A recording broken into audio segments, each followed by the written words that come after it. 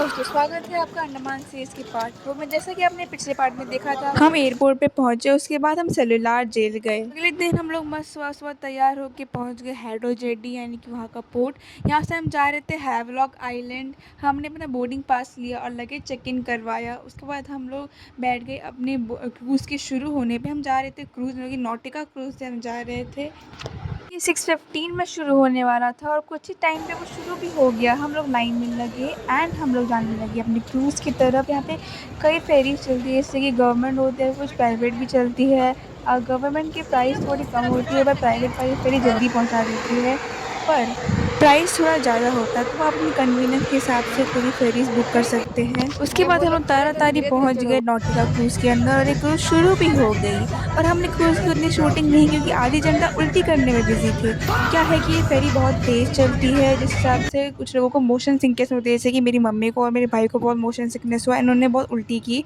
टिका का मैं ऑनेस्ट एक्सपीरियंस बताऊँ तो ये बहुत फास्ट चलता है, इसलिए उल्टी होती है। सब एक्सपीरियंस करने के बाद आधी जनता को लगा कि यहाँ से ही ऊपर चले जाएंगे, पर ऊपर जाने से पहले हम पहुँच चुके थे और बड़ी मशक्क़त से बाहर निकले। इसको अभी कुत्ते को खाना देने का बहुत मन कर रहा है।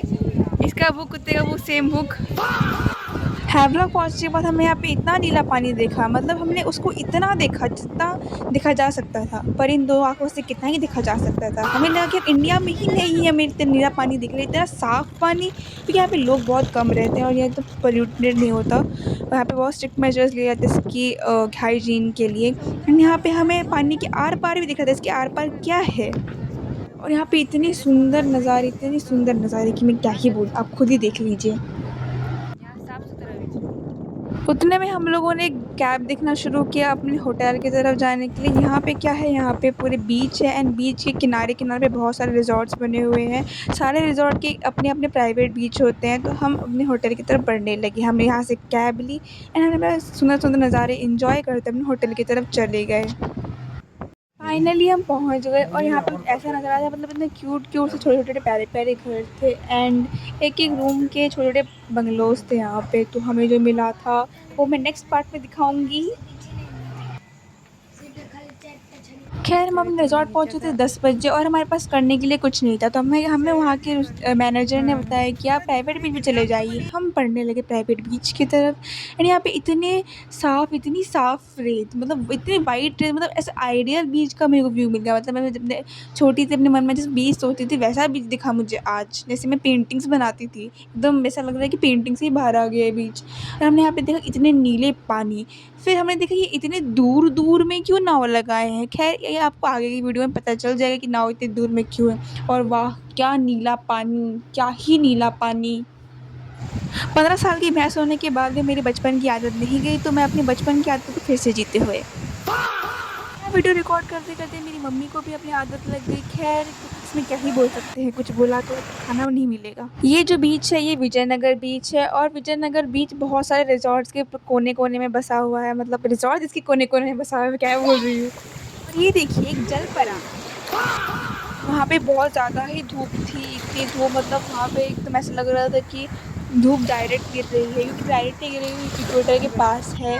और इतनी धूप में भी मेरे भाई को नहाने की चिल मची थी। मेरी तो आंखें ही नहीं खुल रही थी इतनी धूप में, फिर भी ये नहाया और हम इसमें लाचार होके बेबस होके देखते रहे। उसके बाद हम चले गए कुछ नाश्ता लंच करने।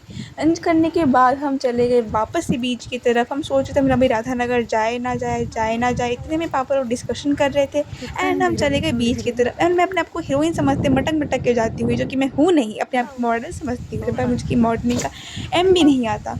फिर हमने देखा कि यहाँ का बीच सूख गया है, लिटरल सूख गया है, पानी बहुत पीछे जा चुका है। अब हमें समझ में आया कि यहाँ पे नाव इतनी दूर दूर में क्यों थी, क्योंकि ये पानी सूख जाता है, मतलब ये लो टाइड और हाई टाइड की वजह से होता है। लो टाइड में पानी बहुत पीछे चला जाता है एंड हाई टाइड में बहुत पास चला जाता है। और हमें ये दिखा ये क्रीचर। उसके बाद हमने ये देखा, ये जो मतलब वहाँ पे पानी जो है उतना उठा हुआ लग रहा था। ये लो टाइड और हाई टाइड की वजह से हुआ है। दिन में बहुत बार होता है, मतलब दिन में ऐसे दोपहर में लो टाइड हो जाता है। हमने डिसाइड किया कि हम आगे तक जाएंगे जहाँ तक पानी पीछे गया है एंड हम अपनी खोज में लगे गए। इसी तरह 4 विश्वविख्यात एक्सप्लोरर अपने एक्सप्लोजर में बढ़ने लगे। फिर हमें दिखा ये प्रजाति हिल रहा था जब पैर से छुआ गया, तो बड़ी अजीब सी दिखने वाली चीज़ है। इसका नाम है सी क्यूक्यूम्बर और ऐसी चीज़ें ही आप देखेंगे स्कूबा डाइविंग में।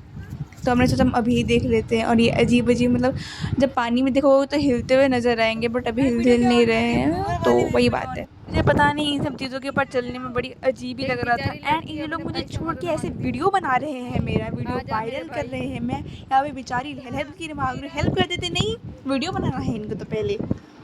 हमारे यार कैसे कैसे लोग रहते। हेलो गाइस, और ये है इसके पापा जो फोटो खींच रहे हैं अपने बच्चों का। और ये गाइस, दो गाइस है, एक मेरी मम्मी ने थोड़ी बहुत व्लॉगिंग करने की कोशिश की पर क्योंकि उनकी आवाज़ बहुत ही प्यारी सी है। एंड पता नहीं मैं यहाँ पे मेरे भाई यहाँ पे क्या कर रहे थे। यहाँ पे पानी हल्का हल्का भरना शुरू हो गया, तो मैंने डिसाइड किया कि हम वापस चलते हैं। फिर हमें यहाँ पे सी क्रिएचर्स यानी कि जो भी सी प्रजाति दिखने लगी। और ये जो कुत्ता है ये हमारे पीछे पीछे आया था, पर अभी पानी में फंस गया हमारी वजह से। भाई अब तो नहीं निकाल हमारी वजह से पाएगा। नहीं भाई, अपनी मर्जी का मालिक है, अपने आप आया है ये। पर ये बाद में चला भी आता है, वैसा चिंता मत करना कि हम कुत्ते को वहाँ पे छोड़ के आ गए। और ये देखिए मेरे पापा गाइस वो वीडियो कॉल में किसी को दिखा रहे हैं वीडियो कॉल करते हुए। गाइस। और ये देखिए जैसा लगता है कि इनका पिछले जन्म का वास्ता है। फिर हम शाम होने लगी, पानी भरने लगा तो हम बाहर आ गए। एंड हम जाने लगे वापस से अपने रिजॉर्ट की तरफ। जैसा कि आप देख सकते हैं मेरा भाई आ नहीं रहा और मेरी मम्मी उसको बुला बुला के थक जा रही है। खेल का चक्कर है भाभू भैया, खेलने का चक्कर। हम लोग आराम से नज़ारों का लेते हुए जायज़ा लेते हुए जा रहे थे आराम आराम से। यहाँ का जो व्यू बहुत सुंदर था, पर शाम को तो लाइटिंग नहीं थी इसलिए उतना अच्छा दिखाई नहीं दे, पर बहुत सुंदर था। आपको ज़रूर विजिट करना चाहिए। एंड रात को एक मंजुली का झूलता हुआ क्या करें। एंड बात हो गई, उसके बाद हम चले गए अपने रूम की तरफ। आगे के ब्लॉग के लिए मिलते हैं नेक्स्ट पार्ट के लिए। अगर आप नए हैं तो सब्सक्राइब कर दीजिए, इस गरीब की थोड़ी मदद कर दीजिए। एंड नेक्स्ट पार्ट के लिए स्टे ट्यून्ड।